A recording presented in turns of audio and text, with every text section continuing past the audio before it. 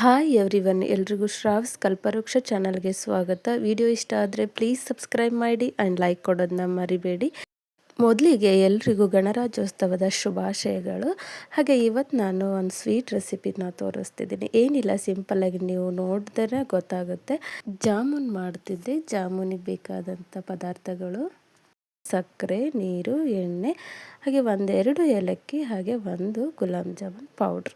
ಇಷ್ಟಿದ್ರೆ ಸಾಕು, ಜಾಮೂನ್ ರೆಡಿ ಆಗಿಬಿಡುತ್ತೆ. ಮಾಡೋದು ಹೇಗೆ ಅಂತ ಚೆನ್ನಾಗಿ ನೋಡ್ಕೊಂಡ್ಬಿಟ್ರೆ ಆರಾಮಾಗಿ ಫ್ಲಫಿ ಆಗಿರ್ತಕ್ಕಂಥ ಜಾಮೂನ್ ರೆಡಿ ಆಗಿರುತ್ತೆ. ನಾನಿಲ್ಲಿ 1 ಕಪ್ ಸಕ್ಕರೆ ತೊಗೊಂಡಿದ್ದೀನಿ, ಹಾಗೆ ಒಂದೆರಡು ಏಲಕ್ಕಿ ತೊಗೊಂಡಿದ್ದೆ, ಸ್ವಲ್ಪ ನೀರು, ಹಾಗೆ ಜಾಮೂನ್ ಪಾಕೆಟ್ ಕೂಡ ತೊಗೊಂಡಿದ್ದೆ. ಜಾಮೂನ್ ಈಗ ಏನೋ by one get one, MTR by one get one ಇತ್ತು, ಹಾಗಾಗಿ ನಾನು ಸ್ವಲ್ಪ ಕ್ವಾಂಟಿಟಿ ಜಾಸ್ತಿನೇ ತೊಗೊಂಡಿದ್ದೆ.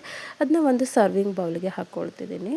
ಜಾಮೂನ್ ಪೌಡ್ರನ್ನ ನಾವು ಮನೇಲಿ ತಯಾರು ಮಾಡೋಕ್ಕೆ ಬರುತ್ತೋ ಇಲ್ಲೋ ನನಗೆ ಗೊತ್ತಿಲ್ಲ, ನಾನು ಇದುವರೆಗೂ ಮಾಡಿಲ್ಲ. ಹಾಗೆ MTR ಪೌಡ್ರ್ ನನಗೆ ಚೆನ್ನಾಗಿ ಅನಿಸುತ್ತೆ, ಹಾಗಾಗಿ ನಾನು ಅದು ತೊಗೊಂಡಿದ್ದೆ. ನೀವು ಯಾವ್ದು ಸಿಗುತ್ತೋ ಅದು ತೊಗೊಳ್ಳಿ.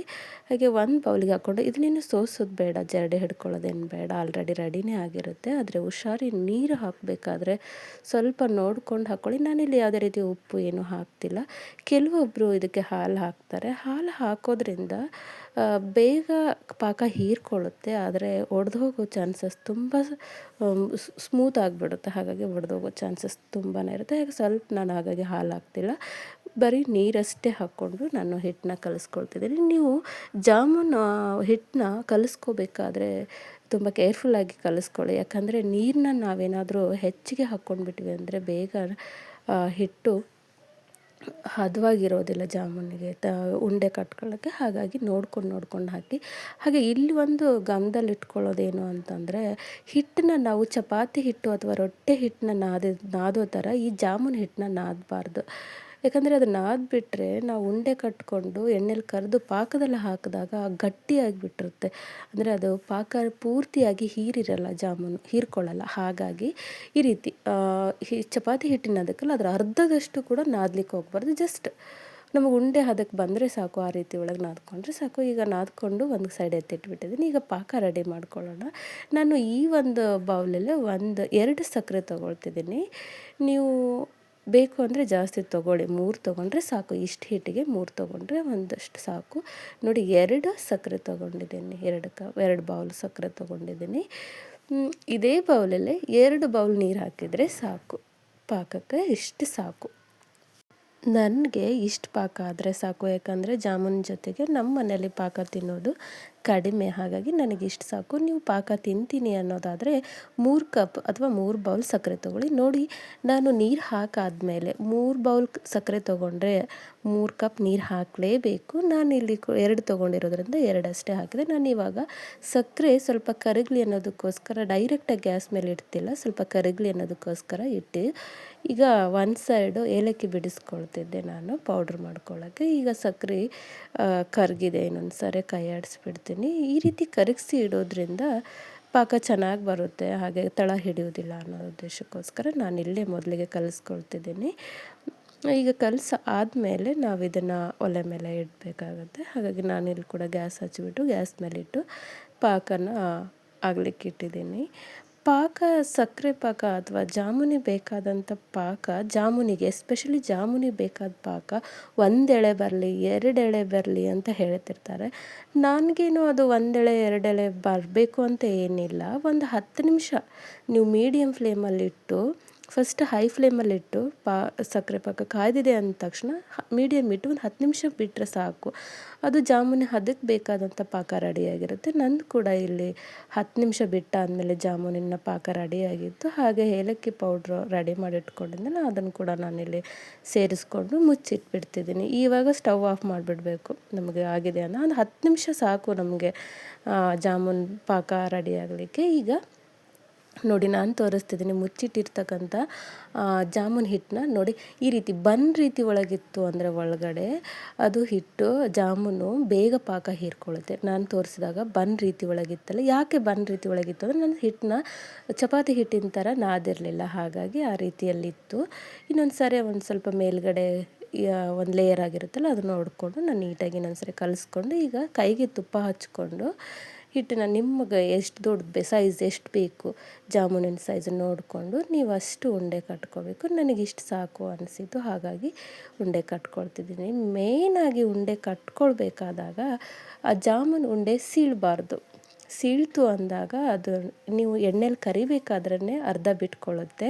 ಹಾಗೆ ನೀವು ಪಾಕಕ್ಕೆ ಹಾಕಿದ ಮೇಲೆ ಪೂರ್ತಿ ಅರಳ್ಕೊಂಡಾಗುತ್ತೆ ಜಾಮೂನು, ರೌಂಡ್ ಶೇಪ್ ಒಳಗಿರಲ್ಲ. ಈ ರೀತಿ ಎಲ್ಲೂ ಕ್ರ್ಯಾಕ್ ಇರುತ್ತೆ, ಹಾಗೆ ಎಲ್ಲೂ ಸೀಳದೆ ಹಾಗೆ ಇರಲೇಬಾರ್ದು. ಆ ರೀತಿ ಒಳಗೆ ನೀವು ಜಾಮೂನಿನ ಒಂದು ಉಂಡೆನ ಕಟ್ಕೋಬೇಕು.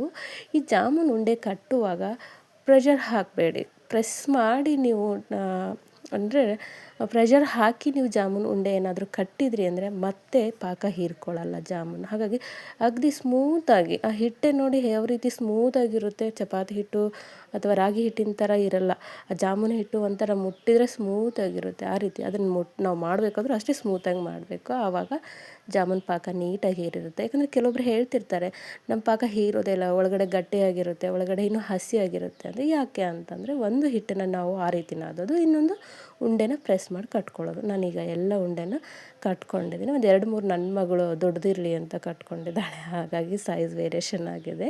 ಇಷ್ಟು ಉಂಡೆ ನನಗೆ ಆಗಿತ್ತು ಒಂದು ಜಾಮೂನ್ ಪಾಕೆಟಲ್ಲಿ. ಈಗ ಒಂದು ಸೈಡಲ್ಲಿ ಎತ್ತಿಟ್ಟು ಒಂದು ಕಡಾಗಿ ಇಟ್ಕೊಂಡಿದ್ದೆ ಬಿಸಿ ಮಾಡಲಿಕ್ಕೆ, ಅದು ಕೂಡ ಬಿಸಿ ಆಗ್ತಿದೆ.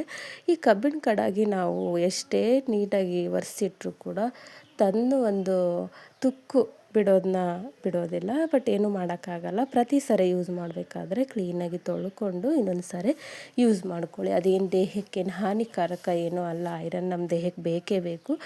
ಕೆಮಿಕಲ್ ಹೋಗೋದಕ್ಕಿಂತ ಇದು ಹೋದರೆ ಏನು ಅಡ್ಡ ಪರಿಣಾಮ ಇಲ್ಲ ಅಂದ್ಕೊಳ್ತೀನಿ. ಈಗ ಎಣ್ಣೆ ಹಾಕ್ಕೊಂಡು ಎಣ್ಣೆ ಬಿಸಿ ಆಗಿತ್ತು. ಹಾಗೆ ಒಂದು ಹೈ ಫ್ಲೇಮಲ್ಲಿದ್ದಾಗಲೇ ಒಂದಷ್ಟು ನಾನು ಜಾಮೂನ್ ಬಿಟ್ಕೊಳ್ತಿದ್ದೀನಿ ಮಾಡಿಟ್ಟಿರೋದನ್ನು. ಒಂದು ಸ್ವಲ್ಪ ಅದನ್ನು ನಾವು ಕೈ ಆಡಿಸ್ಲಿಕ್ಕೆ ಹೋಗಬಾರ್ದು ಬಿಟ್ಟ ತಕ್ಷಣ. ಹಾಗೆ ಜಾಸ್ತಿ ಜಾಮೂನ್ ಹಾಕ್ಕೊಳಕ್ಕೆ ಹೋಗಬೇಡಿ. ಎಣ್ಣೆಯಲ್ಲಿ ಪ್ಲೇಸ್ ಇಲ್ಲದೆ ಇರೋ ಹಾಗೆ ನಾವು ಏನಾದರೂ ಗ್ಯಾಪ್ ಇಲ್ಲದೆ ಇರೋ ಹಾಗೆ ಜಾಮೂನ್ ಹಾಕ್ಕೊಂಡು ಒಂದಕ್ಕೊಂದು ಅಂಟ್ಕೊಳ್ಳುತ್ತೆ. ಹಾಗಾಗಿ ಇಷ್ಟಿಷ್ಟೇ ಹಾಕ್ಕೊಂಡು ನೀವು ಹೈ ಫ್ಲೇಮಿಂದ ಮೀಡಿಯಮ್ ಫ್ಲೇಮ್ಗೆ ಗ್ಯಾಸ್ ಇಟ್ಕೊಂಡು ಕರ್ಕೊಳ್ಳಿ. ಎಷ್ಟು ನಿಧಾನವಾಗಿ ನಾವು ಇವನ್ನ ಕರಿತೀವೋ ಅಷ್ಟು ಬೇಗ ಒಳಗಡೆ ಎಲ್ಲ ನೀಟಾಗಿ ಬೆಂದ್ಕೊಳುತ್ತೆ. ನೋಡಿ, ನನಗೆ ಎಲ್ಲೂ ಒಂದು ಸ್ವಲ್ಪನೂ ಕ್ರ್ಯಾಕ್ ಇಲ್ಲ ಅಂದ್ರೂ ಅದು ಎಣ್ಣೆಲಿ ಹಾಕಿದಾಗ ಒಂದು ಸ್ಮಾಲ್ ಕ್ರ್ಯಾಕ್ ಇದ್ದರೂ ಕೂಡ ಅದು ಅಳ್ಕೊಳ್ಳುತ್ತೆ, ಆ ಚಾನ್ಸಸ್ ಜಾಸ್ತಿ ಇರುತ್ತೆ. ಹಾಗಾಗಿ ನೋಡಿಕೊಂಡು ನೀವು ಉಂಡೆನ ಕಟ್ಕೊಳ್ಳಿ. ತುಪ್ಪ ಹಚ್ಕೊಂಡು ನೀಟಾಗಿ ಒಂದು ಸರಿ ತಾಳ್ಮೆಯಿಂದ ಕಟ್ಕೊಂಡ್ರೆ ಆ ರೀತಿ ಬರುತ್ತೆ. ಅಲ್ಲೊಂದೇನೋ ನಂದು ಕೂಡ ಕ್ರ್ಯಾಕ್ ಆಗಿದೆ, ಅಲ್ಲಿ ಕಾಣಿಸ್ತಿದೆ ನಿಮಗೆ ಅಬ್ಸರ್ವ್ ಮಾಡಿದರೆ. ಆ ರೀತಿ ಕ್ರ್ಯಾಕ್ ಆಯಿತು ಅಂತಂದರೆ ಆ ರೀತಿ ಒಳಗೆ ಅಳ್ಕೊಳ್ಳುತ್ತೆ. ಅದನ್ನು ನೀವು ಪಾಕಕ್ಕೆ ಹಾಕಿದ್ರಿ ಅಂದರೆ ಮತ್ತಿಷ್ಟು ಅಳ್ಕೊಳ್ಳುತ್ತೆ. ಹಾಗಾಗಿ ನೋಡಿಕೊಂಡು ಕಟ್ಕೊಳ್ಳಿ. 1-2 ದಿನ ಇಟ್ಕೊಂಡು ತಿನ್ನಬೇಕು ಅಂದಾಗ ಆ ರೀತಿ ಅಳಿದ್ರೆ ಚಲೋ ಅನಿಸೋದಿಲ್ಲ, ಸರಿ ಕಾಣಿಸೋದಿಲ್ಲ ಅನ್ನೋದಕ್ಕೋಸ್ಕರ. ಈಗ ಪಾಕ ರೆಡಿಯಾಗಿತ್ತು. ನಾನು ಎಲ್ಲ ಜಾಮೂನ್ ಕರ್ಕೊಂಡಿದ್ದೆ. ಈಗ ಪಾಕಕ್ಕೆ ಒಂದು ಮೀಡಿಯಮ್, ಯಾಕಂದರೆ ನನಗೆ ಇನ್ಸ್ಟೆಂಟ್ ಬೇಕಿತ್ತು. ಯಾಕಂದರೆ ಇವತ್ತು ಹಸ್ಬೆಂಡ್ ಬರ್ಡೇ ಕೂಡ, ಹಾಗಾಗಿ ಇನ್ಸ್ಟೆಂಟಾಗಿ ಮಧ್ಯಾಹ್ನ ಊಟಕ್ಕೆ ನಾನು ಜಾಮೂನ್ ಮಾಡ್ತಿದ್ದೆ. ಹಾಗಾಗಿ ಸ್ವಲ್ಪ ಬಿಸಿ ಇತ್ತು ಪಾಕ, ಬಿಸಿ ಇದ್ದಾಗಲೇ ಹಾಕ್ಕೊಂಡೆ. ಸ್ವಲ್ಪ ಬಿಸಿ ಇದ್ದಾಗ ಹಾಕ್ಕೊಳ್ಳೋದಕ್ಕೂ ಏನು ಅಂತಂದರೆ ಬೇಗ ಹೀರ್ಕೊಳ್ಳುತ್ತೆ ಅನ್ನೋದಕ್ಕೋಸ್ಕರ ಹಾಕಿಟ್ಕೊಂಡಿದ್ದೆ. ಈಗ ಒಂದು 10-15 ನಿಮಿಷ ಬಿಟ್ಟಿದ್ದೆ. 10-15 ನಿಮಿಷ ಬಿಟ್ಟು ಬೇರೆ ಸ್ವಲ್ಪ ಪಾಲಕ್ ರೈಸ್ ಮಾಡಲಿಕ್ಕೆ ಇಟ್ಟಿದ್ದೆ, ಅದನ್ನು ಕೂಡ ರೆಡಿ ಮಾಡಿದೆ. ಈಗ ಜಾಮೂನ್ ರೆಡಿಯಾಗಿತ್ತು, ಆಲ್ರೆಡಿ ಪಾಕನ ಹೀರ್ಕೊಂಡಿತ್ತು. ಒಂದು ಸರಿ ತೋರಿಸ್ತಿದ್ದೀನಿ ನೋಡಿ. ಈ ರೀತಿ ನಂದು ಎಲ್ಲೂ ಕೂಡ ನೋಡಿ, ಒಂದು 15 ನಿಮಿಷ ಅಷ್ಟೇ ನಾನು ಇಟ್ಟಿರೋದು, ಆಲ್ರೆಡಿ ಪಾಕ ಹೀರಿತ್ತು. ಒಳಗಡೆ ನೀವು ಕೆಲವೊಬ್ರು ಹೇಳೋ ಥರ ಏನೋ ಹಿಟ್ಟೇನೂ ಇರಲಿಲ್ಲ. ಈ ರೀತಿಯಲ್ಲಿ ಜಾಮೂನ್ ರೆಡಿಯಾಗಿತ್ತು. ಸ್ವೀಟಾಗೇ ಇರುತ್ತೆ, ಜಾಮೂನ್ ರೆಡಿಯಾಗಿತ್ತು. ಇವತ್ತು ಹಸ್ಬೆಂಡ್ ಬರ್ತ್ಡೇ ಇತ್ತಲ್ಲ, ಅದಕ್ಕೋಸ್ಕರ ನಾನು ಇವತ್ತು ಸ್ವೀಟ್ ಮಾಡಿದೆ. ಹಾಗೆ ಒನ್ಸ್ ಅಗೇನ್ ಎಲ್ರಿಗೂ, ಇದು ನನ್ನ ಮಗಳು ಡೆಕೋರೇಟ್ ಮಾಡಿರೋದು, ಎಲ್ರಿಗೂ ಗಣರಾಜ್ಯೋತ್ಸವದ ಶುಭಾಶಯಗಳನ್ನ ಹೇಳ್ತಾ ಇಲ್ಲಿಗೆ ನನ್ನ ಒಂದು ಜಾಮೂನ್ ರೆಸಿಪಿನ ಮುಗಿಸ್ತಿದ್ದೀನಿ. ಎಲ್ರಿಗೂ ಸರ್ವೇ ಸಾಮಾನ್ಯ ಬರೋದೇ ಇದು. ಸ್ವಲ್ಪ ಏನೋ ಮಾಡಬೇಕಾದ್ರೆ ನಾವು ಸಣ್ಣ ಪುಟ್ಟ ಮಿಸ್ಟೇಕ್ ಮಾಡಿದಾಗ ಅಷ್ಟೊಂದು ಸರಿಯಾಗಿ ಬರೋದಿಲ್ಲ. ಹಾಗಾಗಿ ಜಾಮೂನ್ ಮಾಡಬೇಕಾದ್ರೆ ನಾನು ಹೇಳಿರೋ ಟಿಪ್ಸ್ನ ತಲೆಯಲ್ಲಿ ಇಟ್ಕೊಂಡು ಮಾಡಿದ್ರೆ ಫ್ಲಫಿ ಆಗಿರ್ತಕ್ಕಂಥ ಹಾಗೆ ಸ್ವೀಟ್ ಆಗಿರ್ತಕ್ಕಂಥ ಜಾಮೂನ್ ರೆಡಿಯಾಗಿರುತ್ತೆ. ಇದು ಇವತ್ತಿನ ನನ್ನ ಒಂದು ಕುಕಿಂಗ್ ರೆಸಿಪಿ ಆಗಿತ್ತು. ರೆಸಿಪಿ ಇಷ್ಟ ಆದರೆ ಪ್ಲೀಸ್ ಒನ್ಸ್ ಟ್ರೈ ಮಾಡಿ, ಹಾಗೆ ನಿಮ್ಮ ಫ್ರೆಂಡ್ಸಿಗೆ ಶೇರ್ ಮಾಡಿ, ಹಾಗೆ ಸಬ್ಸ್ಕ್ರೈಬ್ ಮಾಡಿ. Thank you so much for your watching. Bye.